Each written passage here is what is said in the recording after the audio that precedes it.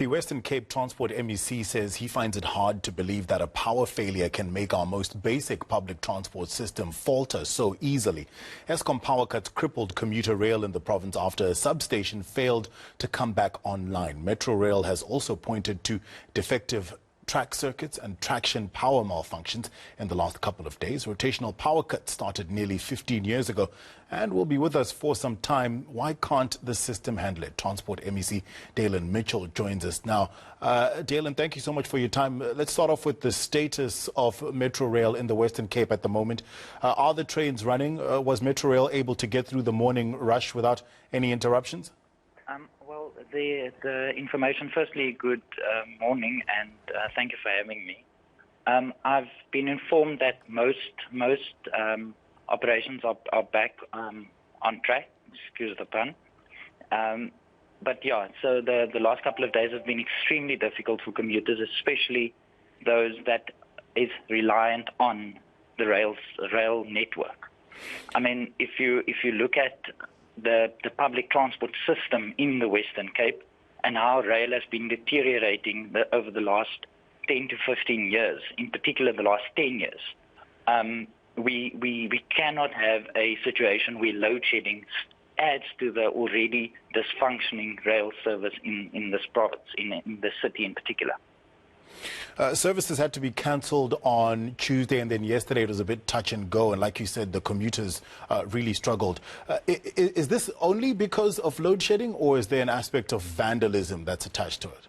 Well, I mean, it's public knowledge that the rail system is dysfunctional and has been for the last couple of years. So I think load shedding just added to that additional pressure of vandalism and the lack of infrastructure.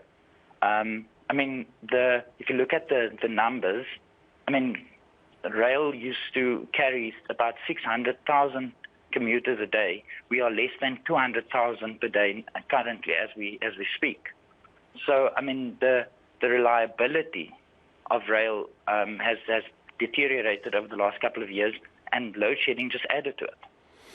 Daylin, so what action exactly are you calling for? I mean, a lot of the things that you're saying we knew of already, like you just said, that the rail infrastructure is deteriorating. Metro Rail hasn't been reliable for a long time. What exactly are you calling for? Well, I have called upon, because rail is a national government function, so I've called upon the national government to please step in, because as a provincial government and as local government, we have limited powers on intervention when it comes to rail. I mean, from a intergovernmental perspective, we have supported and we continue to support PRASA and Metro Rail in order to ensure that we get commuters in. But national government needs to step in and fix rail or devolve rail to a provincial or a local government that is able to deliver the service. If this were to be put in the hands of a local government of the Western Cape, what would you do differently? Well, I mean, the reality is that the management of the rail function would be handled completely different. I mean, we cannot be 10 years down the line where infrastructure and vandalism continue. I mean, we had a rail enforcement unit which was a collaboration between the City of Cape Town, the provincial government and PRASA, and the Western Cape government and the Department of Transport said we will continue to ensure that we keep the rail infrastructure safe, and PRASA withdrew from that memorandum of agreement.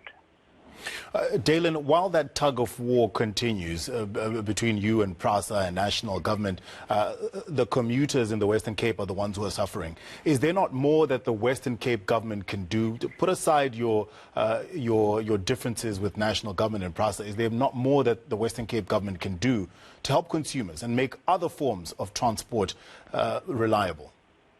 Well, I just want to, and there is no tug of war. It is the facts. The reality is, as I indicated, we as the Western Cape government, excuse me, and myself in my capacity as the MEC for Transport, have continuously and will continue to work with national government, with PRASA, in the interest of the commuters. I mean, we are central to the fixing the central line as a provincial government, because at the end of the day, commuters are the ones suffering. Commuters are the ones that have to pay additional money on getting to economic opportunities, getting children to school. So as the Western Cape government and as the Department of Transport, it's not a matter of it's their responsibility and we're stepping aside. We have continuously engaged, and we will continue to support PRASA and national government in the interest of the commuters of the city and the province. Finally, Daylin, I've only got about 30 seconds left with you. What's the status with the central line? Minister Mbalula said it will be ready by July. Cape Town Mayor Jordan Hill-Lewis saying it'll take years more than months. Who's closer to a more realistic estimate? Well, we, as I said, we are supporting PRASA, and we will continue that engagement on this coming Friday. We had an engagement with PRASA and the National Minister and various departments last week Friday.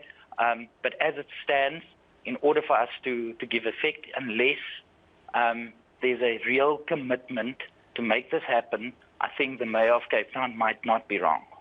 All right, Daylin, thank you for your time. We appreciate it.